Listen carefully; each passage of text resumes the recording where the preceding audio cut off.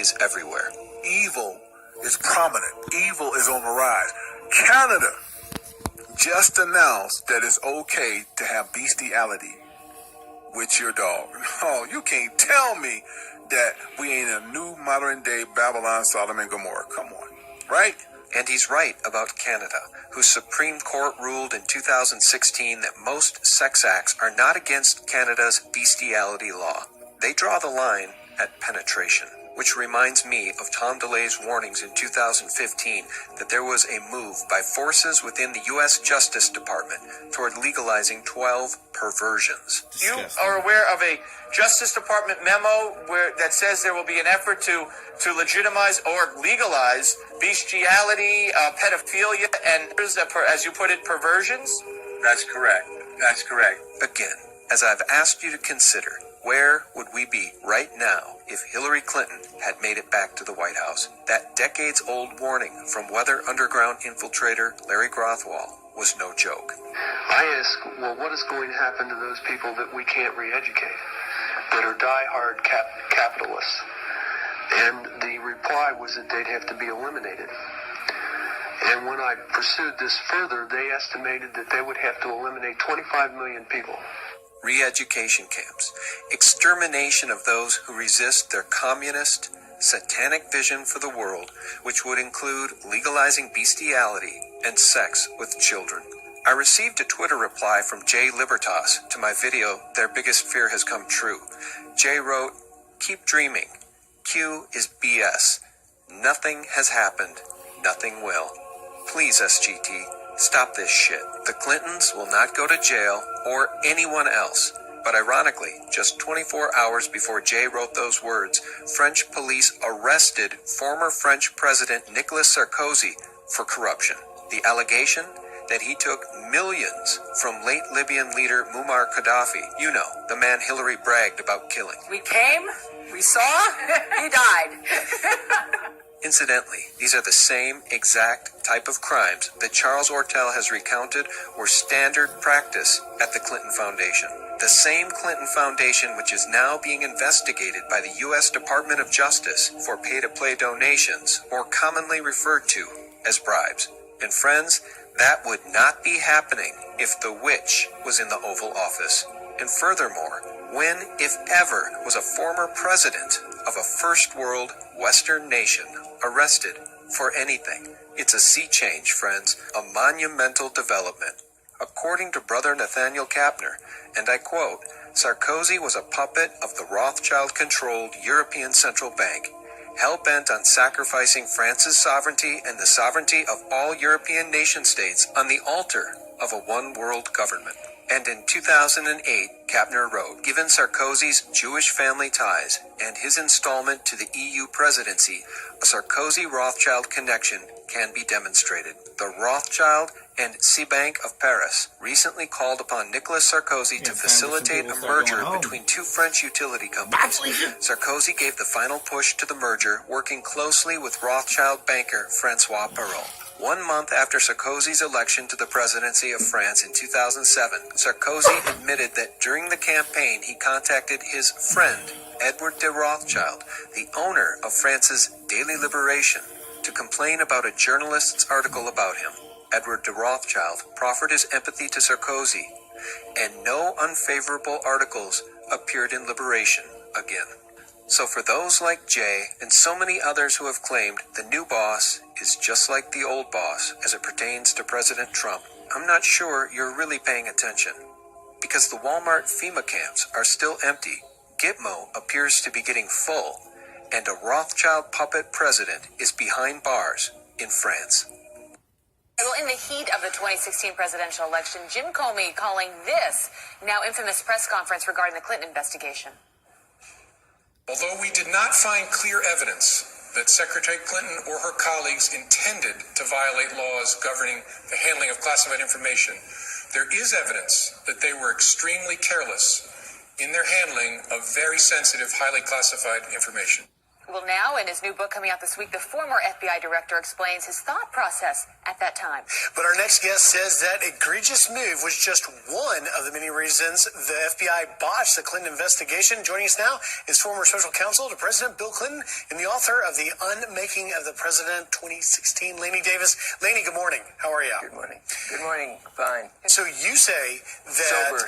we have not one, but two violations of due process. This is what you shared documents with the DOJ's Inspector General. Explain to us what you've laid out.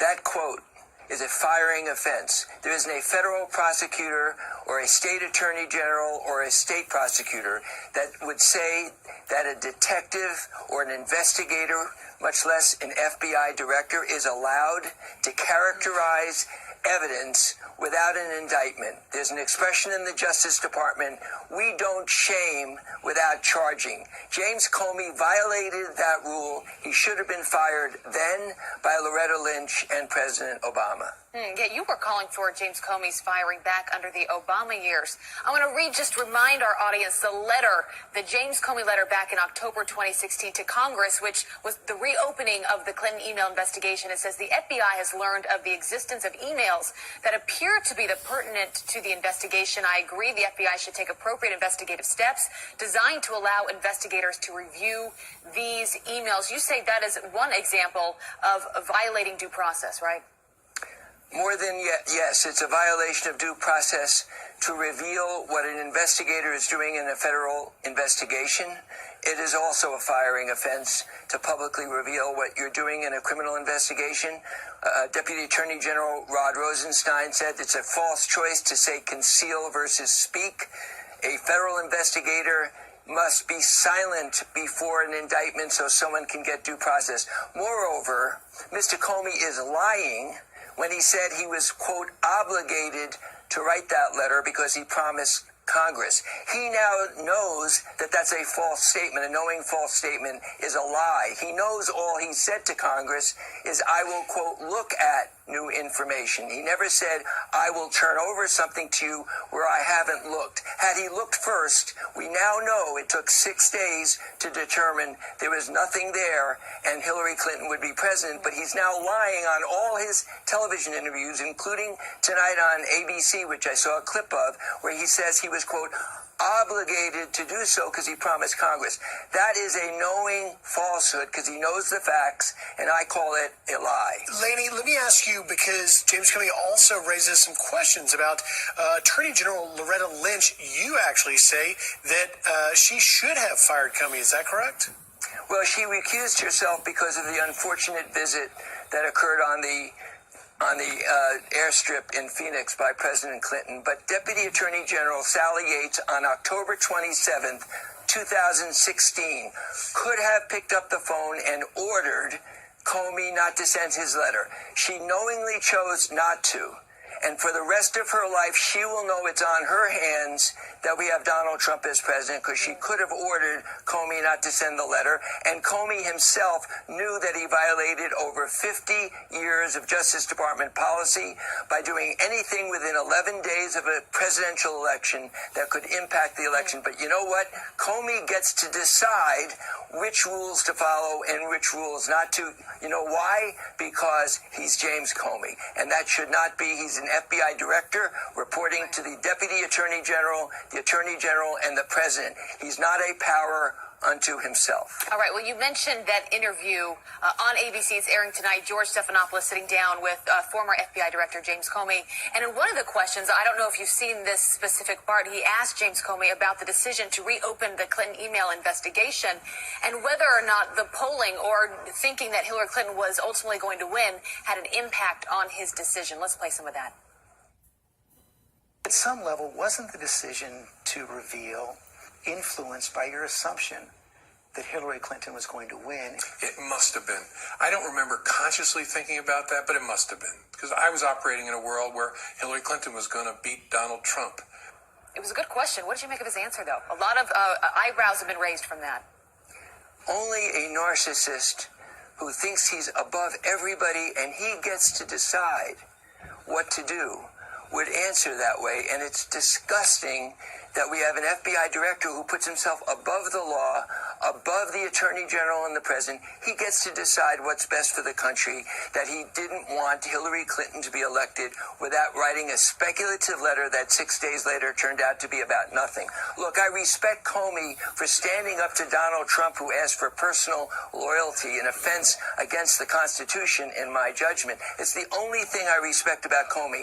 Everything else is a renegade And that was a lie, narcissist though. who thought that the FBI and Mr. McCabe as well were above the law. They could get to do whatever they want to do to protect themselves, when what he was really doing was protecting his political rear end with the Republicans, because he thought that Hillary Clinton was going to get elected. Lanny, thank you so much. The author of Unmaking of the President 2016. Strong words there. Thank you, Lanny. Thank you very much. All right. So, if you thought that was interesting, wait till what I'm going to drop after this video. Boom. We've won.